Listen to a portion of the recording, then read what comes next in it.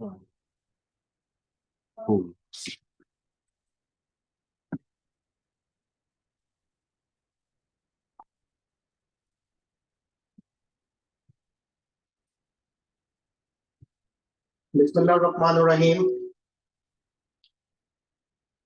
अल्लाह ताला के शुक्र के साथ मैं सबसे पहले ऑर्गेनाइजर्स का शुक्रगुजार हूँ कि उन्होंने लॉ की अवेयरनेस के लिए एक शानदार प्लेटफॉर्म हमें मुहैया किया, जिसके अंदर हम डिफरेंट किस्म के जो टॉपिक्स हैं लॉ की अवेयरनेस के लिए वो जनरल पब्लिक के साथ डिस्कस करते हैं।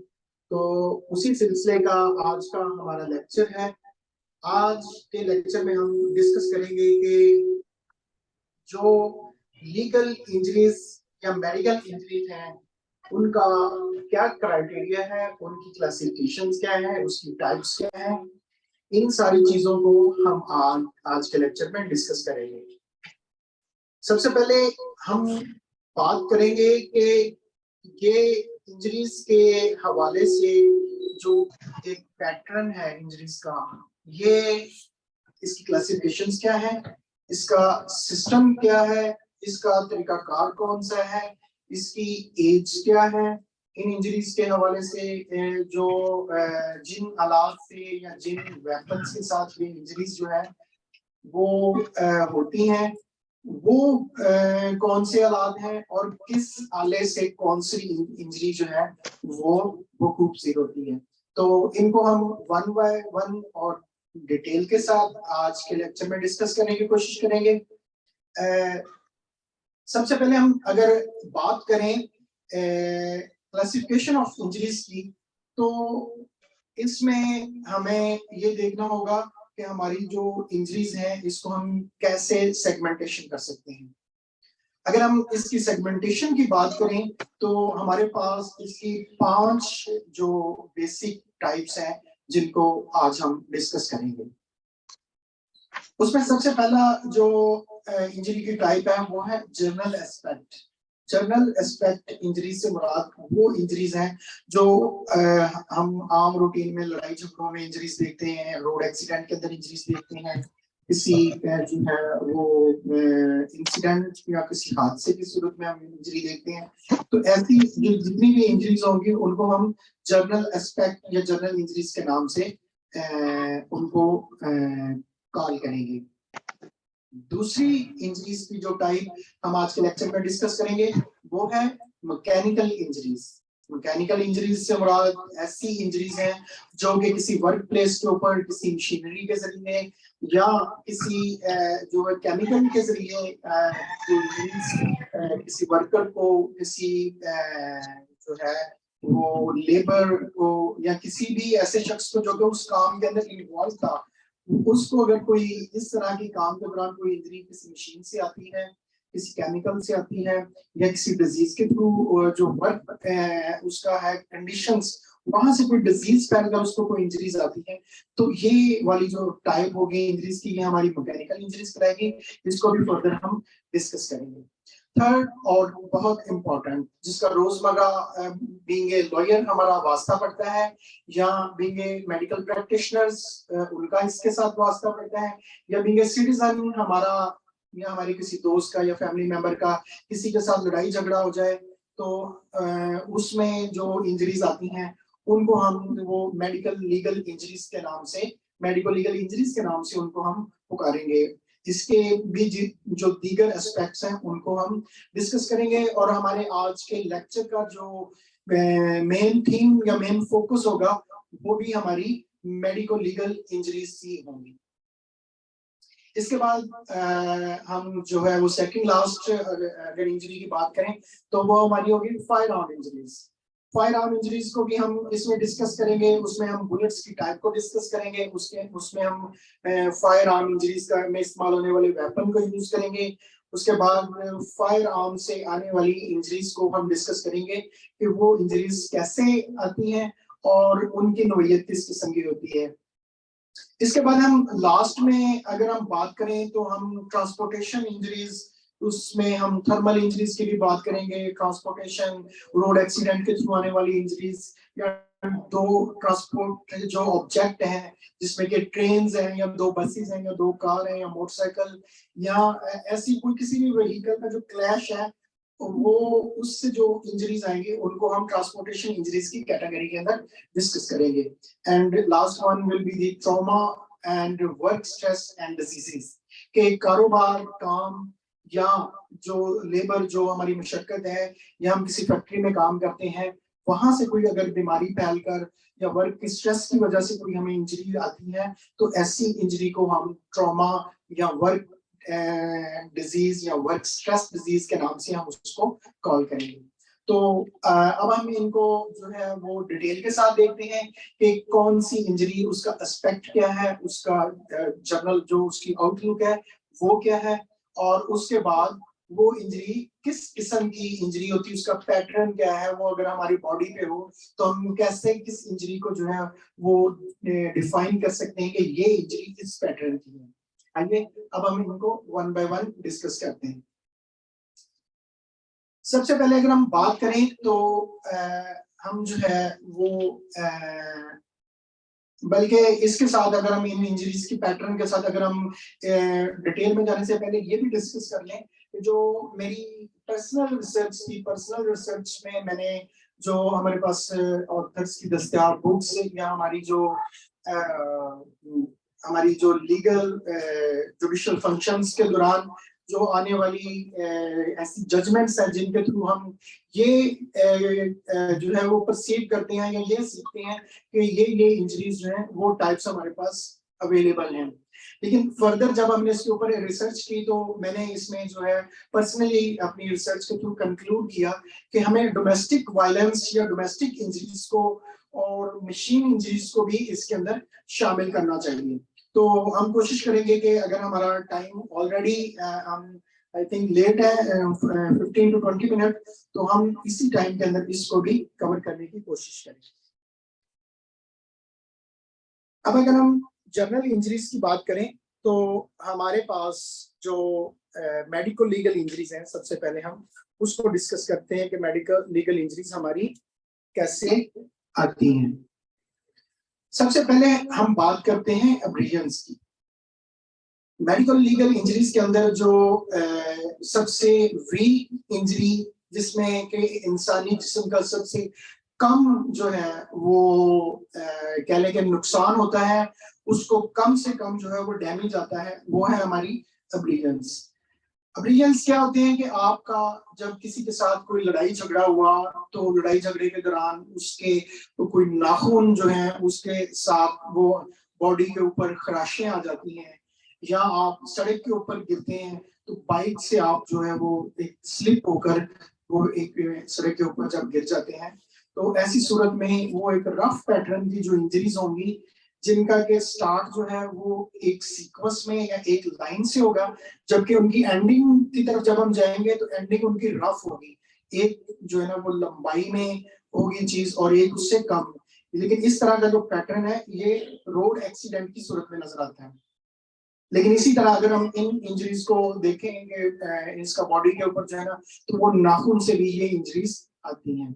इसके बाद ब्रूजेस यानी कंट्यूजन, ये इसकी थोड़ी फर्दर सेकंड कैटेगरी होती है जो कि ब्लंट फोर्स से आती है, और इसमें जो टिश्यूज है बॉडी के वो डैमेज हो जाते हैं। इसको भी हम अभी डिटेल से डिस्कस करते हैं। उसके बाद मेडिकल लीगल इंजरीज के अंदर अगर हम फर्दर डिस्कस करें तो हमारे पास लैसिरेशंस आते हैं। लैसिरेशंस भी ब्लंट फोर्स का नतीजा होते हैं, जिससे हमारी जो अंडर द लेयर जो हमारी बोन्स होती है उनके भी फ्रैक्चर होने का खतरा होता है। उसके साथ हमारी जो टिश्यूज हैं, जो हमारी आर्टरीज हैं, जो वेन्स हैं, वो भी इसमें डैमेज होने के चांसेस होते हैं। तो लैसिरेशन, ब्रूजेस और ये स्किन की सुपरफिशियल लेयर्स के ऊपर आने वाली इंजरीज होती हैं। इन तीनों इंजरीज को हम जो है वो सुपरफिशियल लेयर इंजरीज के नाम से, कैटेगरी के नाम से भी जानते हैं, क्योंकि ये जो है ये टिश्यूज को डैमेज करती हैं, ये जो है वो अपना स्किन को डैमेज करती है, और इससे ज्यादा जो अगर इसकी ज्यादा इसमें कोई अगर लॉस के चांसेस हो तो वो इसका लेसिनेशन के अंदर जो है अंडर द मेन बोन्स है वो डैमेज होने के चांसेस होते हैं। इसके बाद अगर हम सेकंड कैटेगरी में देखें तो हमारी फ्रैक्चर्स इसमें शामिल है। फ्रैक्चर्स जो है वो भी ब्लंट फोर्सेस के साथ, फायर आर्म इंजरीज के साथ भी फ्रैक्चर्स आ सकते हैं। तो फ्रैक्चर्स को भी अभी हम इसमें डिटेल के साथ डिस्कस करेंगे। इसके बाद हम जो है वो जो बॉडी के ऊपर, इंसानी जिस्म के ऊपर ज्यादा नुकसानदेह वाली इंजरीज हैं, उनमें 4 इंजरीज को फर्दर हम डिस्कस करेंगे, जिसमें हम इंसाइज वुंड को डिस्कस करेंगे, स्टैब वुंड को डिस्कस करेंगे, उसके बाद फायर आर्म इंजरीज को डिस्कस करेंगे। ये सारी इंजरीज डिस्कस करने के बाद फिर हम डिफेंस वुंड्स को भी डिस्कस करेंगे कि डिफेंस वुंड्स क्या होते हैं, उनका पैटर्न क्या होगा। उसके बाद हम सेल्फ इन्फ्लेक्टेड इंजरीज या फ्रेंडली हैंड इंजरीज, उनको भी हम इसमें यूज करेंगे। तो आइए वन बाय वन अभी हम इनका जायजा लेते हैं कि एब्रियंस क्या होते हैं, इनकी एज कैसी होती है, इनके कलर्स कैसे होते हैं और ये किस पैटर्न की इंजरीज होंगी। अब्रेनियंस के अंदर जैसा कि हमने अभी इसमें भी डिस्कस किया कि ये इंजरीज किसी रफ ऑब्जेक्ट का स्किन के साथ जो टकराव होता है कि उसके नतीजे में अमल में आती है।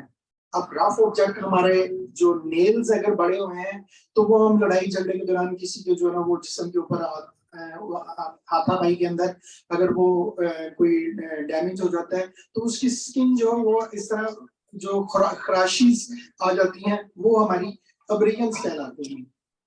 लेकिन अब्रेजन्स का एक पैटर्न रोड एक्सीडेंट की सूरत में भी हमें नजर आता है कि जब कोई शख्स किसी बाइक से या किसी चीज पे हिट करने से रोड के ऊपर अगर गिर जाए तो वो रोड के ऊपर उसकी बॉडी के ऊपर जो है वो एक जहां बॉडी फर्स्टली रोड के साथ टकराएगी उसका उसकी जो ये जो हमारी साइड है बॉडी की दोनों, या हमारी बैक साइड या हमारी फ्रंट साइड या हमारी बैक, इसमें से कोई भी हिस्सा जो है वो रफ सरफेस के साथ जब टकराएगा तो उससे जो है वो हमारी अब्रियंस के जो इंजरीज हैं वो पैदा होंगी।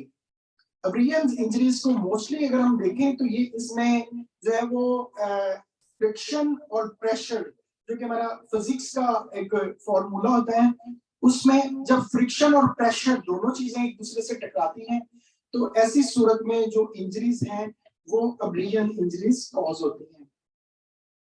इसके साथ अब्रियन इंजरीज को अगर हम देखें तो इसमें जो इंजरीज हो, ये इंजरी होगी उसके ऊपर हल्का सा आपको ब्लड भी नजर आएगा। ब्लड के साथ आपको स्किन की जो सुपरफिशियल लेयर है वो भी थोड़ी सी आपको उसमें जो है वो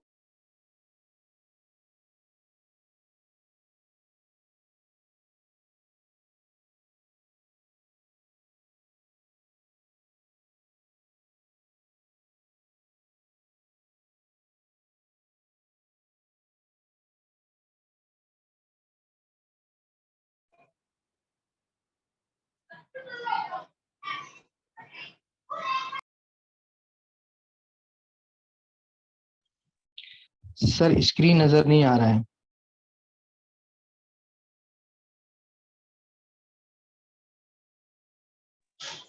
सर आवाज बंद हो गई है।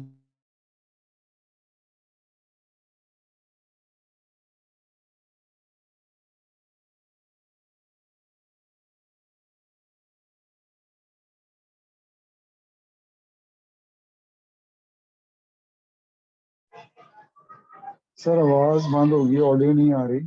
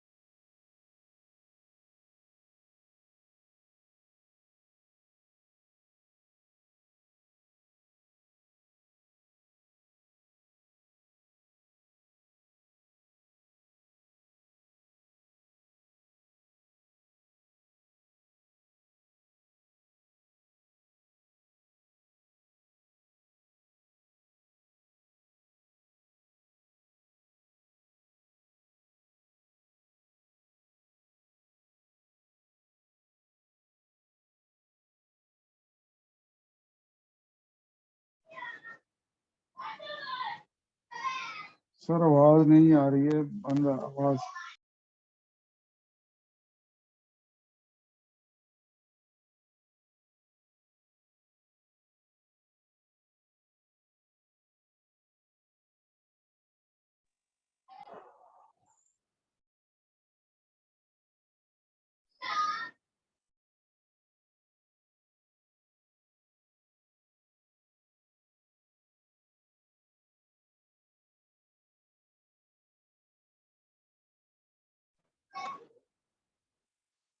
हेलो हेलो सर, मीटिंग की आवाज म्यूट हो गई है। आसिफ साहब ने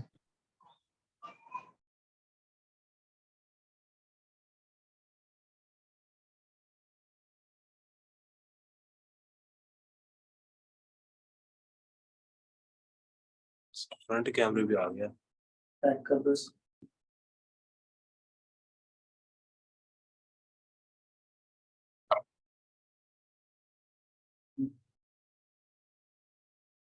क्या सिस्टम नहीं हो रही। एक मिनट। हाँ? जी सर, ठीक है, हो गया, ऑन हो गया। ऑन हो गया सब। जी हो गया ओके। हाँ जी। Sorry for interruption.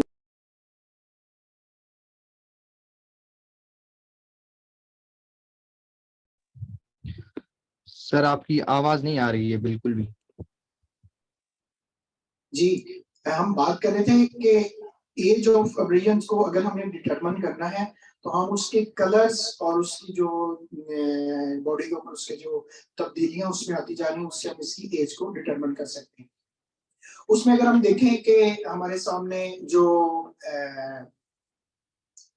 अगर अब्रिजन्स का कोई इंजरी आती है तो उसका जो कलर स्टार्ट में जो शुरू में उसका फ्रेश जब इंजरी होगी तो ऐसी सूरत में उसका ब्राइट रेड कलर होगा।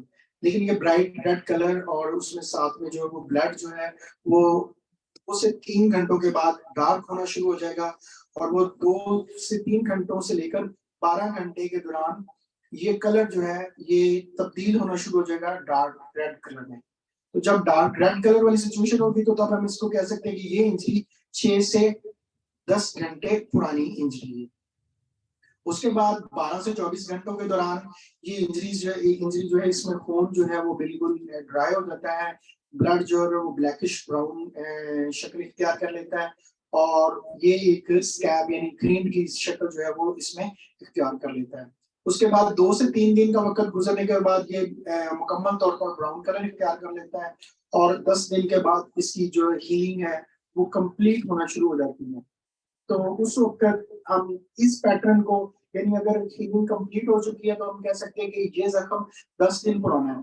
अगर हीलिंग अभी कंप्लीट नहीं उसका ब्राउन कलर आ रहा है तो हम ये कह सकते हैं कि ये कम से कम 1 वीक पुराना जो है वो जख्म है। और अगर वो फ्रेश है रेडिश कलर है तो हम कह सकते हैं कि ये अभी 2 से 3 घंटे के दौरान ये इंजरीज जो है ये इसकी बॉडी पर आई है। इसके बाद अगर हम बात करें मेडिको लीगल इंजरीज की, अभी हमने ब्रिलियंस की बात की, अगर हम इसको में फर्दर आगे चलें तो हम इसमें देखते हैं कि जो सेकंड टाइप ऑफ इंजरी है वो है ब्रूजेस। ब्रूजेस या इसको कंट्यूजन के नाम से भी पुकारा जाता है। अब आमतौर पर होता है इस तरह से कि इस तरह की जो ब्रूजेस हैं ये इंजरीज ब्लंट फोर्स यानी कि किसी लाठी कोई सोटा या छड़ी वगैरह का इस्तेमाल या जो बंदूक की जो बॉडी होती है उसके इस्तेमाल से या कुल्हाड़ी की बैक साइड के मारने से इस तरह का जो रफ ऑब्जेक्ट है जो कि हार्ड शक्ल में हो उसके लगने से जो है वो ब्रूजेस वो इंजरीज बॉडी के ऊपर आती हैं। उसमें जो लफ्ज मोस्ट ऑफ द बुक्स में इस्तेमाल किया जाता है वो वहाँ लफ्ज बड़ा सॉफ्टली इस्तेमाल किया जाता है कि ये स्टिक का लफ्ज इस्तेमाल किया जाता है। लेकिन ये स्टिक की जगह पर जो असल इसमें जो फोर्सेस इस्तेमाल होती है वो ब्लंट फोर्स होती है। ब्लंट फोर्स का ये नतीजा था। आम हालात में कोई पत्थर फेंकने से या किक ऑफ करने से किसी को, या किसी को जो फिस्ट मुक्का मारने से जो इंजरीज हैं वो भी ब्रूजेस के जमरे में आती हैं। ब्रूजेस को अगर हम फर्दर डिवाइड करें तो ब्रूजेस की दो या तीन टाइप्स में इसको फर्दर डिवाइड किया जा सकता है, dependent upon the circumstances and the weapon used during the fight and when the person has received injury। तो ऐसी सूरत में जो हालात या वाकयात होंगे उनको मद्देनजर रखते हुए इसकी तीन टाइप से हम इसको डिस्कस कर सकते हैं। इंटरनल डर्मल ब्रूजेस, या सेकंड टाइप जो इसकी वो सब कंट्यूरियन ब्रूजेस, और थर्ड जो वो deep bruises. Internal dermal bruises के से मुराद ये है कि अगर हमारी बॉडी के ये जो पार्ट्स हैं, जैसे कि उसमें आर्म्स हैं, हमारी लेग है या हमारी बैक साइड कमर है, वहां पर अगर कोई हार्ड चीज हिट करती है तो उससे बॉडी के जो ऊपर वाला हिस्सा है उसको शायद इतना ज्यादा सुपरफिशियल लेयर को जो है इतना डैमेज नहीं करती, लेकिन जो इंटरनल टिश्यूज हैं उसको डैमेज करती है। तो जब इंटरनल टिश्यूज बॉडी बाहर से जो है वो सिर्फ उसकी शायद रंगत जो है वो तब्दील हो जाती है, थोड़ा नीलवो उसमें कलर आ जाता है, क्योंकि उसमें ब्लड जो है वो स्टक हो जाता है उसके अंदर, और ब्लड जो है वो ब्लू या नीलवो शक्ल इख्तियार कर लेता है। लेकिन बॉडी का जो अंदर वाले टिश्यूज हैं उसको ये इंजरी डैमेज करती है।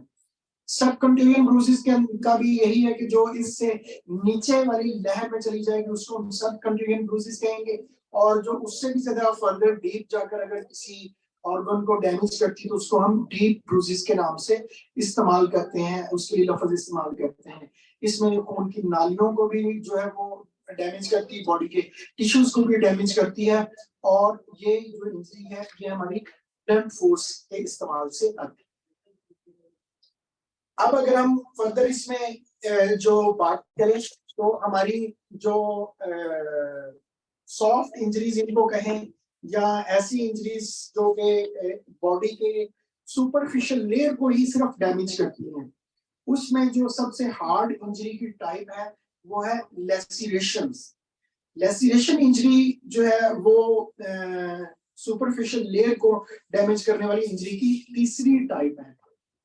इसमें जो इम्पोर्टेंट है वो ये है कि लेसिरेशन के अंदर अप टू सम एक्सटेंट इस बात का खतरा रहता है कि उसमें अंडरलेइंग जो बोन्स होती हैं, जो हमारी बॉडी के सुपरफिशियल लेयर और फिर टिश्यूज और फिर बॉडी का जो हमारा जो हमारी स्किन है उसमें नीचे जाकर अप टू सम एक्सटेंट ये जो बोन्स हैं उसको भी डैमेज कर सकती है।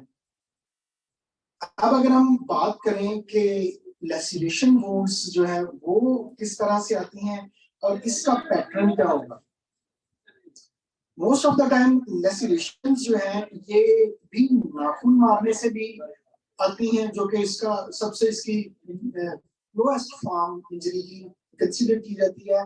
इसके बाद किसी गाड़ी के टायर के नीचे आने से भी इसमें डैमेज हो सकता है, क्योंकि जो स्किन का एक टुकड़े का पूरा जिसे हम कहेंगे टुकड़े की सूरत में वहां से वो डैमेज हो जाता है। किसी हार्ड ऑब्जेक्ट के टकराने से या फॉल ऑफ जो है हार्ड सरफेस, जैसे कोई ईंट, कोई पत्थर या पत्थर का कोई रफ टुकड़ा वो अगर बॉडी पर आकर लगे तो वो बॉडी के किसी भी मखसूस हिस्से को जो है वहां से वो गोश्त को या ऊपर वाली स्किन को जो है वो उड़ा देता है और नीचे से बोन को नंगा कर देता है।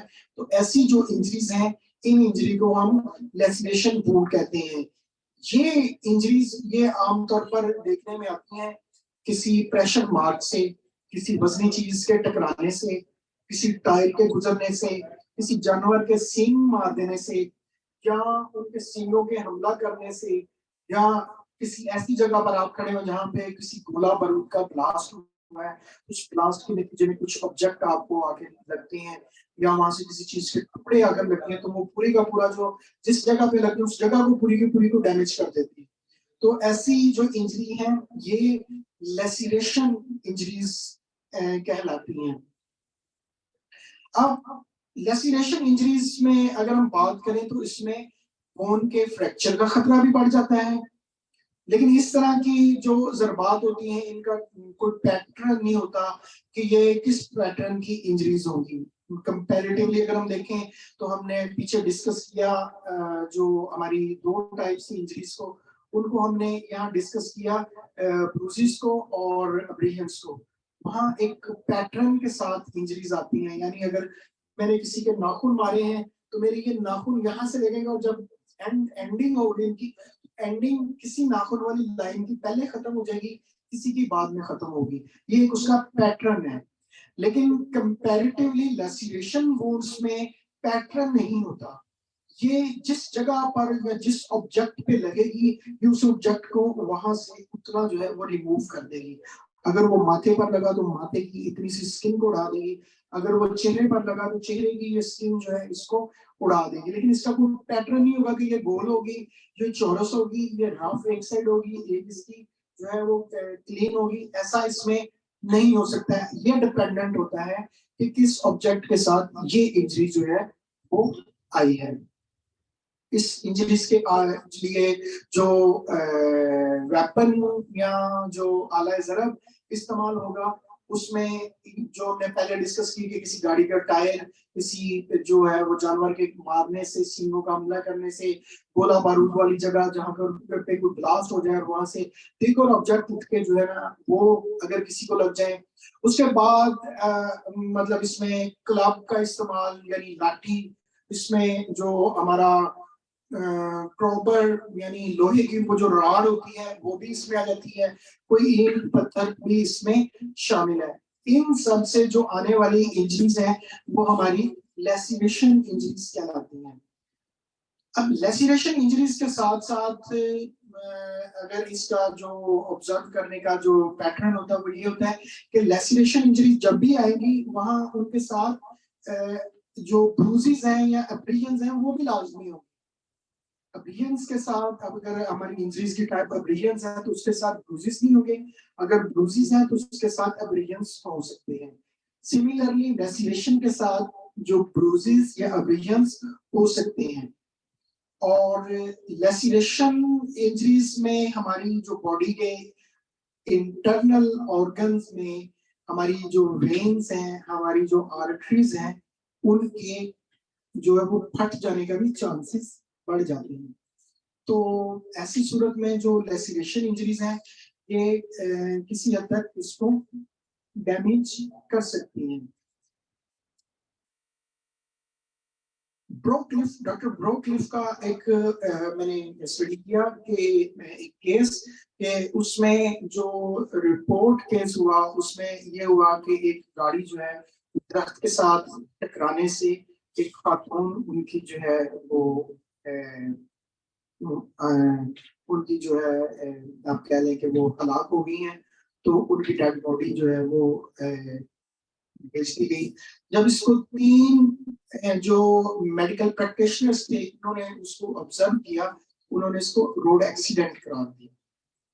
लेकिन जब वो बॉडी जो है वो डेड बॉडी को शिफ्ट किया गया फॉर दी ऑटोप्सी, तो पोस्टमार्टम के दौरान ये बात सामने आई कि गाड़ी जितनी डैमेज हुई है, इतने कम डैमेज के साथ जो है वो इंजरीज आकर बंदा जो है वो हलाक या मर नहीं सकता। तो ऐसी सूरत में जो पैटर्न था, उन्होंने उस पैटर्न को जब ऑब्जर्व किया तो पता ये चला कि पहले उस खातून को जो कोई रॉड वगैरह या जो उसमें कह लेंगे किसी ऐसे हार्ड ऑब्जेक्ट के साथ उस तो सर के ऊपर हिट किया गया जिससे उसकी बॉडी के ऊपर लेसिनेशन बन रहा है। उन लेसिनेशन वुंड्स के आने से जो है वो उसकी हलाकत हुई। तो ऐसी सूरत में उन्होंने पोस्टमार्टम में उस इंजरीज को लेसिनेशन इंजरीज डिक्लेयर किया। तो अभी तक हमने जो 3 इंजरीज की टाइप पढ़ी, इन 3 टाइप्स के अंदर हमने देखा कि अब्रेशन, ब्रूजेस और लेसिनेशन, ये तीनों इंजरीज जो है ये हमारी बॉडी की सुपरफिशियल लेयर को डैमेज करती है। अब हम फर्दर अगर इसमें आगे बढ़े तो हम बात करेंगे इनसाइज वुंड्स की।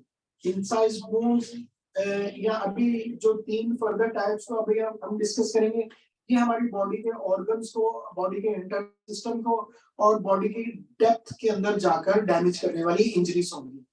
उसमें अगर हम बात करें इनसाइज वुंड, तो इनसाइज वुंड हमारा जो है वो हमेशा किसी तेज धार आले के इस्तेमाल से ही इनसाइज वुंड बॉडी के ऊपर जो है वो आते हैं। उसमें जो आम हालात में हम देखते हैं वो छुरी का इस्तेमाल, तलवार के इस्तेमाल से, उसके अलावा हमारा जो खंजर का इस्तेमाल है, या अगर हम बात करें तो कृपान, जो हमारे जो सिख कम्युनिटी के पास वो एक कृपान होती है।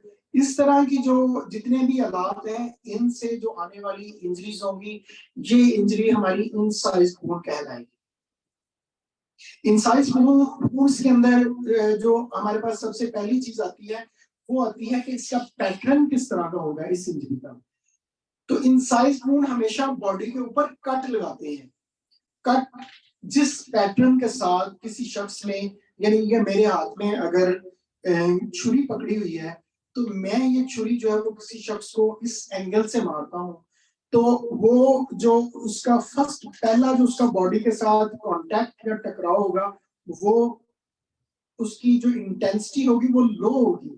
लेकिन जैसे ही ये अपने मिडल पार्ट पे जाएगी, तो ये अपने फुल जो है वो अपना उसका जो उसकी जो डेप्थ होगी वो उसकी जो शार्पनेस है उसके अकॉर्डिंग होगी। जितनी यानी कि उसकी छुरी की चौड़ाई होगी उतनी ही उसकी वो डेप्थ के साथ जाएगा। और जैसे ही ये लगकर बाहर निकलेगी, ऐसी सूरत में वहां एंडिंग जो होगी वो भी उसकी उतनी ही होगी जितनी उसकी एंट्री थी। और सेंट्रल पार्ट उस इंजरी का जो है वो सबसे ज्यादा डीप होगा, और वो डीप सिर्फ उतना होगा जितना के वो छुरी या वो खंजर या वो चाकू जो था उसकी चौड़ाई जितनी है उतनी ही वो ज्यादा से ज्यादा डीप हो सकती है। इसको हम उर्फे आम में अगर कहें तो बॉडी के ऊपर जो कट लगते हैं, वो कट लगना ही असल में हमारी इनसाइज वुंड कहलाता है। अब इस इंजरी की शक्ल, ये इसका पैटर्न, ये डिपेंड कर रहा होता है कि इस इंजरी के लिए जो ऑब्जेक्ट यूज हुआ उसका पैटर्न क्या है। अगर खंजर के ऊपर वो धारीदार खंजर है, उसके ऊपर वो जो रफ नोक बने होते हैं, अगर उस तरह का वो खंजर यूज किया गया है तो बॉडी के ऊपर भी उसी तरह के आएंगे जो जख्म। अगर वो छुरी प्लेन यूज की गई है तो उसके जो कट है वो भी प्लेन आएंगे। तो ये इसका पैटर्न डिपेंडेंट होता है कि ये वुंड्स जो है ये किस ऑब्जेक्ट से आए। इसमें अगर हम बात करें तो इनसाइज वुंड की जो लेंथ होती है वो हमेशा ग्रेटर देन इट्स डेप्थ होगी। यानी अगर छुरी किसी जिस्म के हिस्से पे लगती है तो वो छुरी के लगने से जो उसकी जो लंबाई है जख्म की, वो उसकी डेप्थ से ज्यादा लंबी होगी। जख्म कम गहरा होगा लेकिन कट जो है वो लंबाई में ज्यादा आएगा। और इसका मार्जिन जैसे मैंने ऑलरेडी डिस्कस किया कि इसका स्टार्टिंग पॉइंट और एंडिंग पॉइंट वो सिमिलर डेप्थ और सिमिलर नेचर की होगी, जबकि इसका सेंट्रल पॉइंट जो है वो उसकी हाईएस्ट डेप्थ होगी। तो ऐसी जो इंजरीज हैं उनको हम इनसाइज वुंड कहते हैं।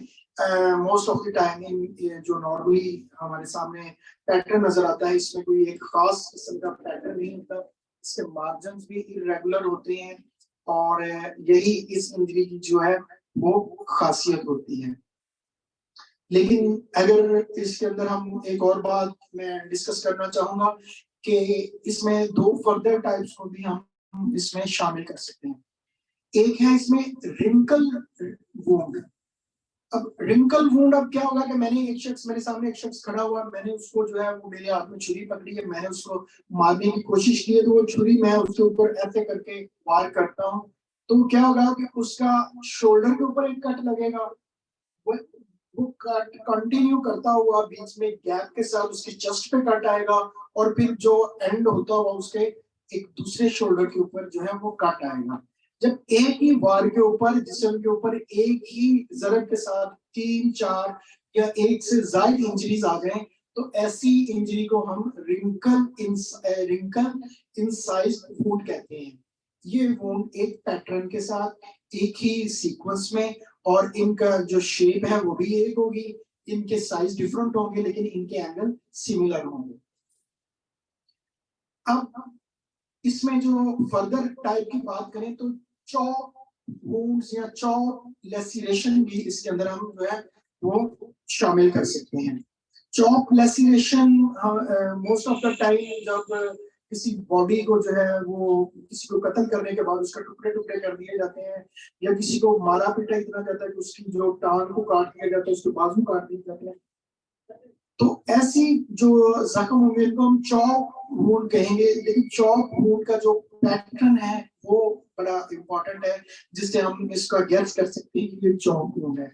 चॉप वुंड हमेशा एक दूसरे के ऊपर क्रॉस एंगल्स के साथ वो वुंड्स जो है वो आते हैं, तो ऐसे वुंड्स को हम चॉप वुंड कहते हैं। इनमें जो डायमेंशन होती है इनकी, वो इनकी क्रॉस होती है, और इनका जो पैटर्न होता है वो जस्ट लाइक अ ब्लेड इसका पैटर्न होता है।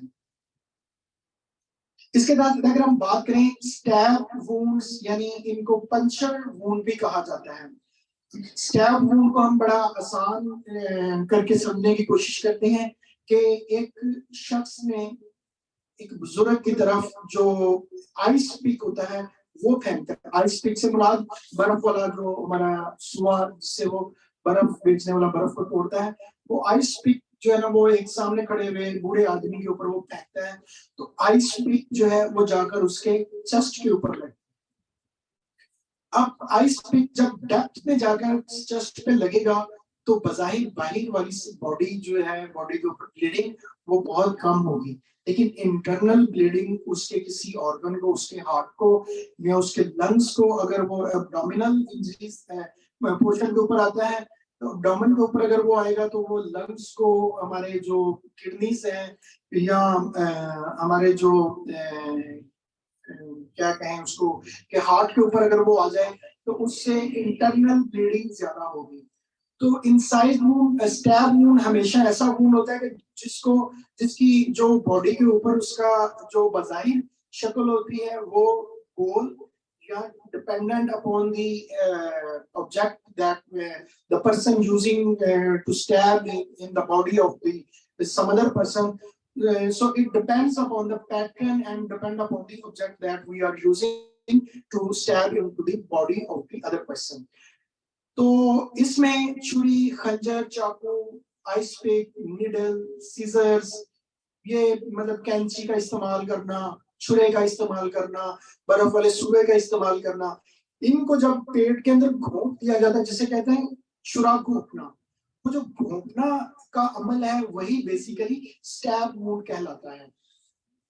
अब स्टैब वुंड की खासियत ये होती है कि इसका जो माउथ होता है या इसकी जो एंट्री होती है वो उसी साइज की होगी जितनी के ऑब्जेक्ट की चौड़ाई होगी, जबकि इसकी जो डेप्थ होगी वो उसके चौड़ाई से डेप्थ इसकी ज्यादा होती है। इन साइज वुंड के अंदर जो उसकी विड्थ है वो ज्यादा होती है एज कंपेयर टू डेप्थ, जबकि स्टैब वुंड के अंदर डेप्थ जो उसकी वो ज्यादा होती है और उसकी जो एंट्री वुंड है वो उसके ऑब्जेक्ट के साइज के विड्थ के साइज के बराबर होगी। अब यही ऑब्जेक्ट अगर बॉडी को क्रॉस कर जाए, यानी पेट में अगर तीर आकर लगे और वो दूसरी साइड से बाहर निकल जाए, या पेट के अंदर तलवार घोंपती जाए और वो बॉडी से क्रॉस कर जाए, तो जिस जगह से ये क्रॉस होगी इसको हम एंट्री वुंड कहेंगे, और जिस जगह से जाकर ये बाहर निकलेगी उसको हम एग्जिट वुंड कहेंगे। अब एग्जिट वुंड की और एंट्री वुंड के मार्जिन में फर्क होगा। एंट्री वुंड का मार्जिन ज्यादा होंगे और उसकी जो विड्थ होगी उसके हाईएस्ट पॉइंट्स कितने होंगे, जबकि एग्जिट वुंड वो उसके जो पैटर्न है उसमें जो मार्जिन है वो रफ होंगे, बॉडी बाहर की जाने निकली होगी और उसका जो साइज होगा वो as compare to entry wound lesser होगा। So if we compare the stab wound and the incise wound, both are different from each other. In stab wound, width of the injury as compared to the depth will be higher, and comparatively अगर हम बात करें stab wound में, तो stab wound के अंदर depth will be greater than the width of the wound. और incise wound के अंदर जो है वो हमारे exit wound नहीं होंगे, जबकि stab wound के अंदर exit wound के भी chances होते हैं. तो ये हमारा इसमें जो क्राइटेरिया था इन स्टैब वुंड और इंसाइज वुंड का, इसको हमने डिस्कस किया.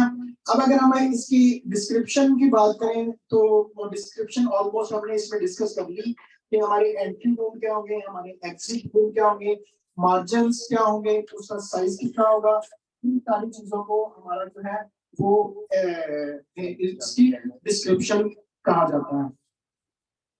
इसके बाद अगर हम बात करें तो हमारे पास जो डिफेंस वुंड्स की अगर हम बात करें तो वो इंजरीज जो हम अपने प्रोटेक्शन के दौरान हमारी बॉडी के ऊपर आएंगी, या हम अपनी प्रोटेक्शन के दौरान किसी दूसरे की बॉडी के ऊपर इंजरीज देंगे, वो इंजरीज की टाइप सारी की सारी सिमिलर होंगी और यही टाइप होंगी जो हमने डिस्कस किया है, लेकिन उन इंजरीज को हम नाम देंगे सेल्फ डिफेंस इंजरीज का.